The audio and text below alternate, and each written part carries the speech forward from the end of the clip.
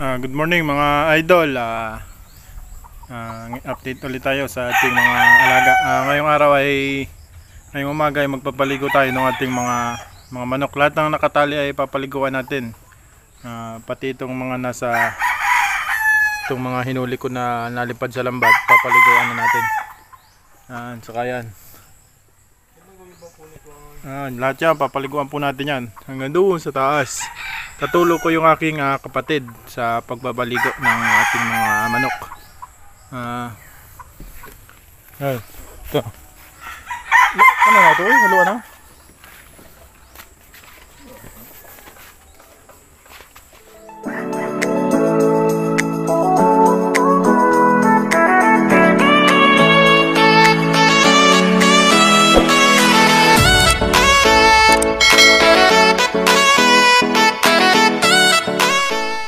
Ano?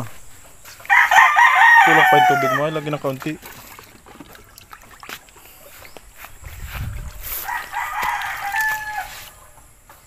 Sa kabila na isa. Tigisa po kami timba para madali. Bilis matapos habang hindi pa mainit. Paliguan pati na, panlaban.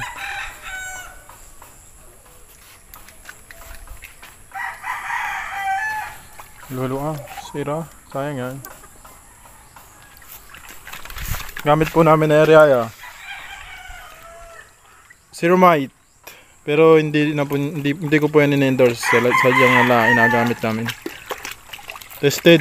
Patay lahat ng kuto. Pati kahit anong kuto patay. Lagi na kaunti pa. Yan, mga small time breeder, start na po tayo ng pagpapaligo ng ating mga manok. Pati lahat po yan, lalahatin natin yan para isang paliguan lang.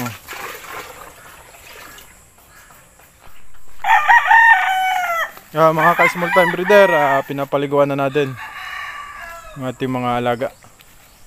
Pinapaliguan natin para mabilis silang maglugon, matanggal agad yung mga dapat matanggal na matitigas na balahibo para hindi siya matagalan. Kasi kung hintayin natin po yan, medyo matagal. Pero ang paghawak po natin ay dahan-dahan lang. Katulong ko po yung aking kapatid. Ribuso kapatid. Hawakin mo maayos. Ang hina ng...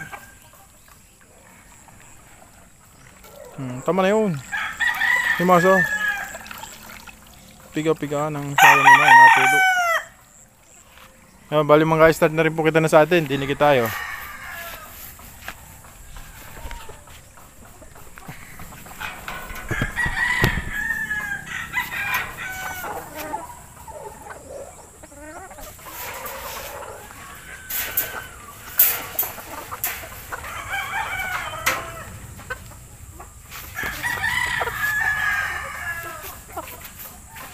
Yan mga ka-small time breeder, bali ito'y papaliguan ko, ito'y mag 4 months.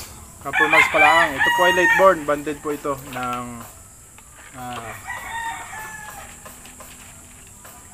pigbabakbakan, yun. Ito po ay 4 months pa lang. Yung ating ito po ay anak nung throwback na kanawain ng babae na kinuros ko dun sa Cardinal Club Kelso. Ito yung lumabas. Ito po ay ginagawa natin monthly para hindi sila laging mahirap po kasi yung magpapataba tayo ng manok tapos puro naman puto.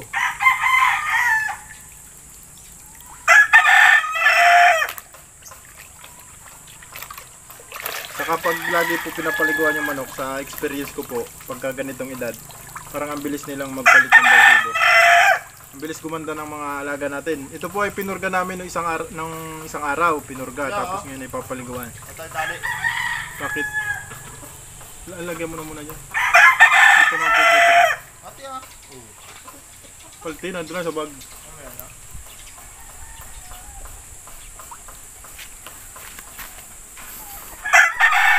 Yun mga ka-small time breeder, ito yung pangalawa nating papaliguan, yung ating black. Ito po ay anak ng aking abuhin na nagpapanalaw. Kinuros ko din sa aking black dome. Ito po yung lumabas. Kasi yung ating black dome po na yun ay may Peruvian po na ano yun na kanyete na linyada. Tapos kinuros ko dun sa blues ko. Ito po yung lumabas niya. Yan. Black na may white sa pakpak. Ito po ay magpo-performance pa lang.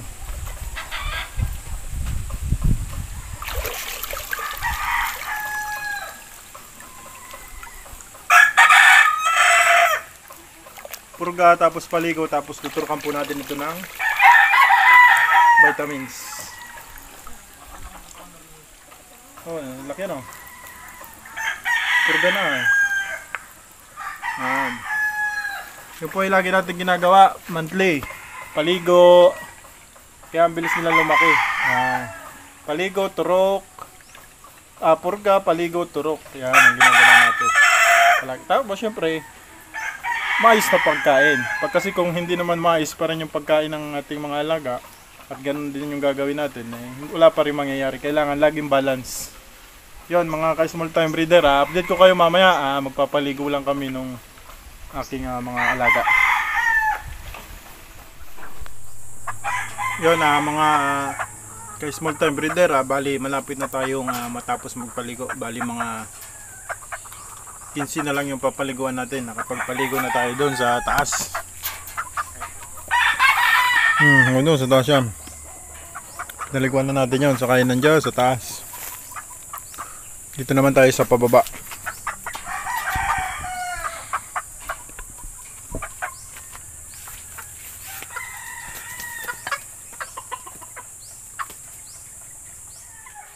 Bali ito yung ating paborito, yung ating dome. Bali ito po ay ginawa ko, pero ang karga po nito ay more in huts na. More in McLean huts. Kung mapapasin nyo, blue leg siya. Yan. Yung mga ka-small time breeder, continue tayo sa pagpapaligo ng ating mga, ito po ay stag, ito po ay 4 months old. Tinali ko lang dahil madalas po silang lumipad dun sa lambat natin, baka mawala. Ako'y nangihinayang naman yan. Ating paborito po, kung sa ating signature, bulik. Ngayong taon po ay paparamihin po natin ito.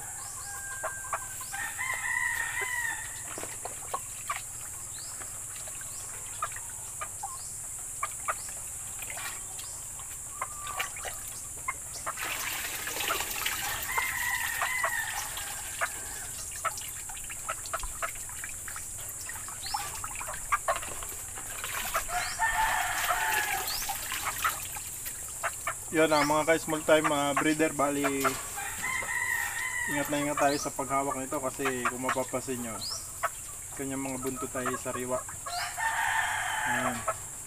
Tapos nagtatanggal din tayo ng mga buntot, yung medyo matigas na buntot nila, tinatanggal na po natin yan para sabay-sabay yung kanilang pagtubo. Yan po ay ginagawa din ng ibang mga breeder. Bali ito po ay natutunan ko lang sa ibang breeder din na tinatanggalan siya ng buntot. Yung matitigas lang po. Yan mga sariwa po itong buntot nito.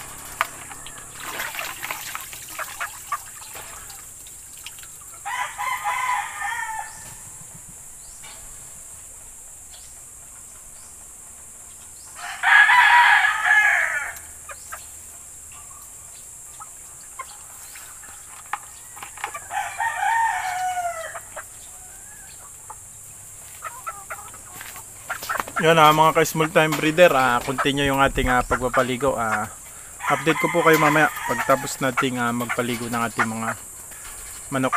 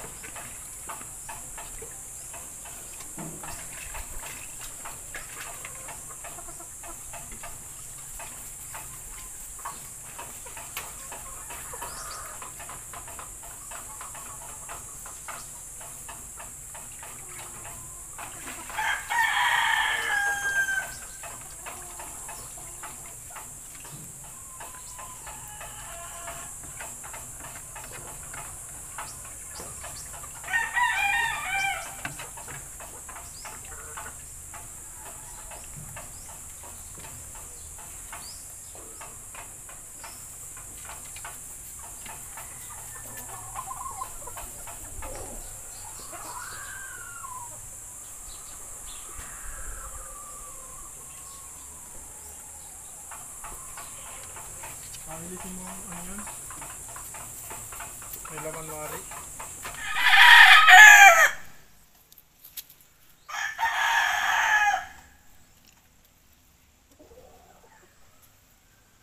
Okay, small time breeder, yan yung ating pinaliguan kanina, oh, yan.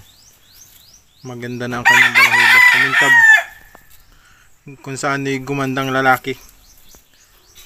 Yan yung ating Dom over blues.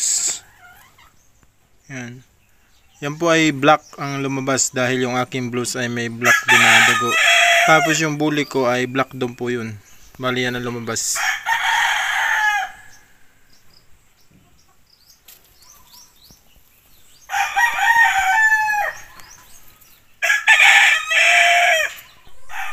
Yun, what's up mga ka-small time breeder? Bali kakatapos lang natin magpaligo ng ating mga manok. Katulong ko yung pala yung aking utol na lalaki, yung aming bunso, pinakabunso sa aming lalaki. Yun, ako pala ay nagpapasalamat sa inyo mga ka-small time breeder. Doon sa mga nag-subscribe po, maraming salamat po. Napakalaking tulong sa akin ng inyong ginawa. Hindi man po sa ngayon ay pagdating po ng oras ay ako po ay makakabawi sa inyo at yun po ay pinapangako ko sa inyo. Doon sa mga mapapadaan po uli dito sa aking munting YouTube channel dito sa Idol Jan TV ay paki-subscribe naman po. Doon sa mga nagpapa-shoutout po ay shoutout muna tayo. Shoutout kay Sir Inigo Senedo ng from Bicol. Idol, shoutout. Maraming salamat sa inyo sa iyong pag-subscribe sa akin. Shoutout din kay Sir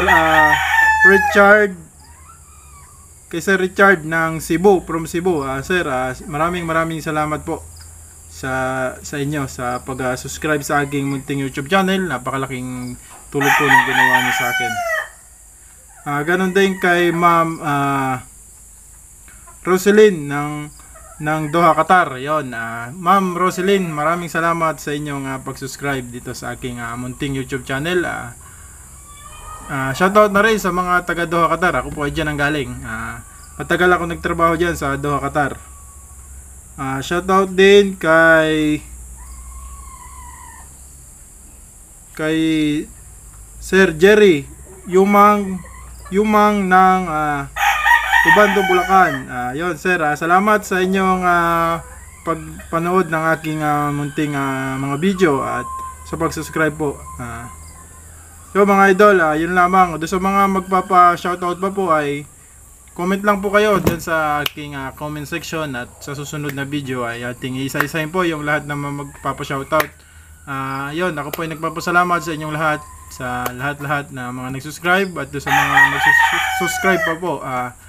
Yon, mga ka-small time breeder, hanggang dito na lang muna yung aking maiksing video. See you po in next video at ingat po kayo palagi at God bless po sa inyong lahat.